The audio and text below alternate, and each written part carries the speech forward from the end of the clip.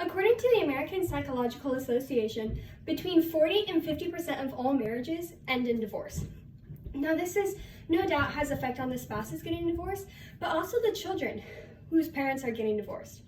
Studies show that young children tend to think that since their parents can stop loving one another, their parents can stop loving them. Grade school children tend to blame themselves for why their parents got divorced. And teenagers tend to feel anger towards one parent, and overall, immense anxiety that can possibly lead to depression. It is no doubt that children are greatly affected by divorce. That is why I urge you to please consider what is in the best interest of the child as we explore a child's say in divorce custody battles a little differently today. In my personal life, I was born when my parents were 18, and so my grandparents adopted me, but I continue to live with my parents. Fast forward a little bit, and they got married, and then they had my little sister. When she was about a year old, they got divorced. We went back and forth from my mom's house to my dad's house for about 4 or 5 years. And then because of my unique situation, I was able to go and live with my mom.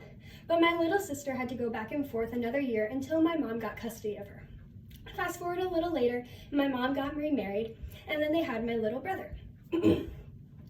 Now, about 5 years ago, they got divorced.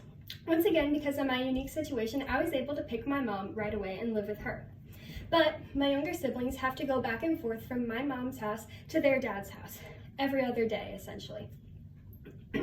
Now, since not everyone has divorced parents, I'd like for you to close your eyes for a bit and imagine what it is like to have divorced parents.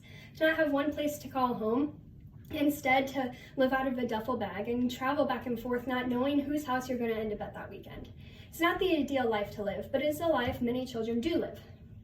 Now, currently, it is up to the parent and the judge to decide what is best for the child, not a child's say until they are older. This is because people believe that children aren't mentally capable enough to make such big decisions, such as choosing which parent to live with for the rest of their lives.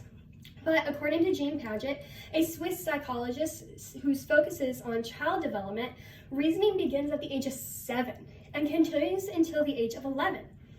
Now, this typological reasoning that begins at 7 can be very simply explained in this example.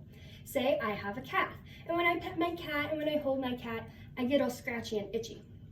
Now, because of that, I must be allergic to my cat. This is just a very simple explanation of the type of logical reasoning that begins to form at the age of 7, and like I said, until the age of 11. Though, in Indiana, state law requires that you must be at least 14 years old for the judge to consider your wishes of which parent to live with. In 33 other states, you must be of sufficient age and capability, according to the judge, to determine which parent to live with. This is seen because children are easy to manipulate because they are not mentally prepared enough. One such example of this that comes a lot is the idea of the Disneyland parent. The parent who knows that the child is easily manipulated through things such as Disneyland or money or food or vacations. This is something I have personally experienced through my siblings. When our dog died, my parents got a dog. And then seeing that how happy that made my siblings, their dad went and got them a puppy. And then because we couldn't go over vacation for spring break because of money, he took them on a cruise, knowing and trying to get them to like him more than my mom. Now, this idea of children being easily manipulated and not mentally capable enough is just an umbrella of ideas. And underneath this umbrella is an idea in regards to the parents, that it should be the parents that need to take control because the child is not prepared enough.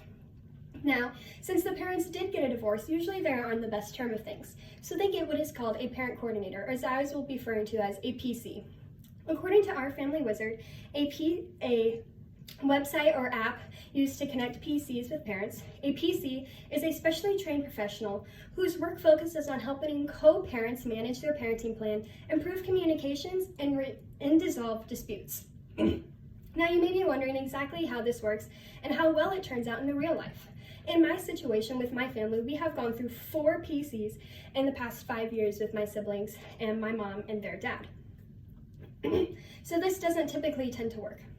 Also, things can easily get hidden when parents are in control. One such example is this is my little sister. She is only 13 years old, so she cannot yet go to the judge and ask him or her if she can live with one parent or the other. Excuse me.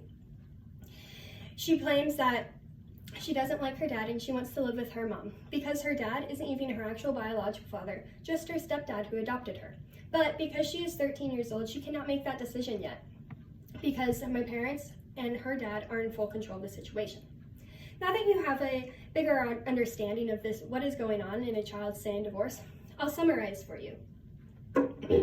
According to psychologists, reasoning begins at the age of 7. But you must be at least 14 years old in most states or of sufficient age in order to pick which parent you want to live with.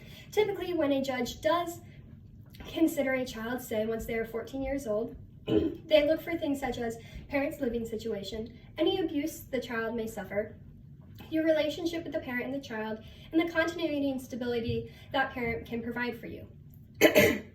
These are all things a judge may be able to find sooner if a child such as the age of 7 or 8 were able to go to a judge and ask for a plea to see which parent they could live with. Because of my unique situation, I was able to depict my mom in both divorces.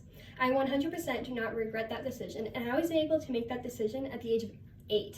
But once again, you must be at least 14 years old to pick in most states.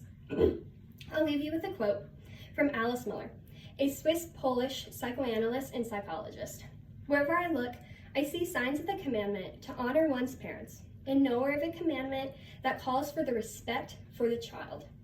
Once again, I deeply urge you to consider what's in the best interest of the child in a divorce custody battle, not what's in the best interest of the parent or the PC or even the judge, but what's in the best interest of the child.